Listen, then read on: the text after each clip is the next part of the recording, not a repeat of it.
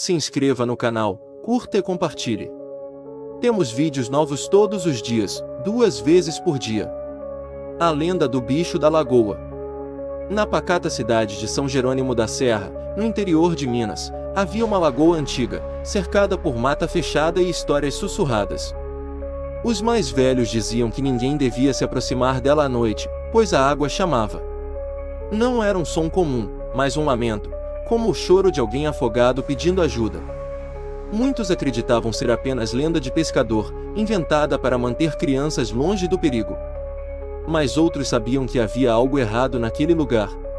O silêncio em torno da lagoa era absoluto, como se a própria natureza evitasse fazer barulho ali. Dona Letícia, uma das moradoras mais antigas da cidade, contava que, certa vez, viu uma mulher emergir da água completamente nua e sem olhos. Quando gritou, a mulher se dissolveu em névoa, deixando o cheiro de carne podre no ar. Poucos acreditaram nela. Outros simplesmente fingiram não ter ouvido. Tudo mudou quando um grupo de adolescentes decidiu acampar à beira da lagoa, zombando da tal lenda. Levaram bebidas, música alta e risadas.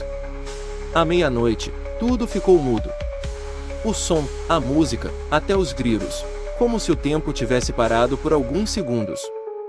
Um deles, chamado Ícaro, se afastou para urinar perto da água. Não voltou. Os outros o procuraram por horas, até que ouviram o som de bolhas na água, e algo emergiu. Não era Ícaro. Era algo que usava o rosto dele, mais torto, como um boneco mal esculpido. Correram em pânico e avisaram a polícia. Buscas foram feitas, mas o garoto nunca foi encontrado. E as pegadas em volta da lagoa, inexplicavelmente, estavam todas voltadas para dentro da água, até as do suposto Ícaro que voltará. Na escola, os amigos restantes não falaram mais nada. Mas um deles passou a desenhar obsessivamente a mesma figura, um ser sem rosto, com braços longos, saindo da lagoa, cercado por sombras. O professor de história local, seu Damião, passou a investigar o passado da lagoa. Encontrou antigos registros coloniais relatando o desaparecimento de escravos fugitivos naquela área. Alguns relatos diziam que os capatazes preferiam jogá-los vivos na água para que servissem ao bicho em vez de matá-los. Um dos relatos mais antigos falava sobre um ritual. Um padre jesuíta escrevia sobre uma força nas águas escuras que se alimenta da culpa e do sangue não redimido. Ele sugeria que algo havia sido despertado ali, não uma criatura, mas uma presença. Damião notou que, a cada 10 anos, sempre nos meses mais secos, ocorriam desaparecimentos estranhos na região. Crianças sumiam no caminho da escola, pescadores eram engolidos por redemoinhos que surgiam do nada, e os que sobreviviam voltavam mudos e com olhos esbranquiçados. A prefeitura tentou drenar a lagoa certa vez, nos anos 80, para construir um parque. Máquinas foram trazidas, e trabalhadores começaram a escavar. Mas no terceiro dia, uma retroescavadeira afundou inteira em solo seco, sem deixar vestígios. Depois disso, os trabalhadores se recusaram a continuar. Um deles teve um surto psicótico, arrancando os próprios olhos com as mãos, dizendo que o bicho queria olhar de volta. O projeto foi abandonado. Desde então, a lagoa ficou esquecida, cercada por placas de aviso corroídas pelo tempo. Luciana, irmã de Ícaro, não acreditava na polícia nem nas autoridades. Começou a investigar por conta própria. Encontrou os desenhos do irmão em um diário escondido, onde ele dizia ouvir uma voz sussurrando seu nome toda noite, pedindo que voltasse à água. A última anotação do diário era um pedido de desculpas e uma frase incompleta: "Eu não posso mais resistir, ela está dentro de mim." Luciana reuniu coragem e voltou à lagoa com uma câmera, determinada a descobrir o que acontecerá com o irmão. Passou o dia observando, anotando detalhes. Mas ao cair da noite, o silêncio a envolveu. E então ela ouviu uma voz sutil, quase gentil, chamando seu nome. Seguiu até a margem. A água estava parada, espelhando o céu sem estrelas. Do nada, ondas surgiram, como se algo enorme se movesse embaixo. E então, ela viu uma figura alta, pálida, com braços que se arrastavam no chão lamacento e olhos costurados com cabelo humano. Luciana congelou. A criatura não andava, deslizava. E sua pele soltava vapor como se estivesse em decomposição. Atrás dela, sombras menores surgiram, todas com rostos distorcidos de pessoas desaparecidas ao longo dos anos. Ela correu, deixando a câmera cair.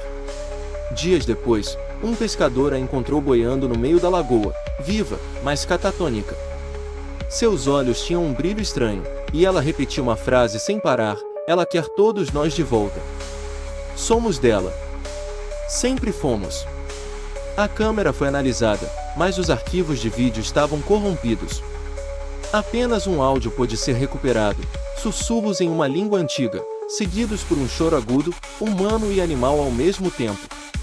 Depois disso, mais pessoas começaram a desaparecer. Em suas casas, poças de água lamacenta eram encontradas, sempre ao pé da cama.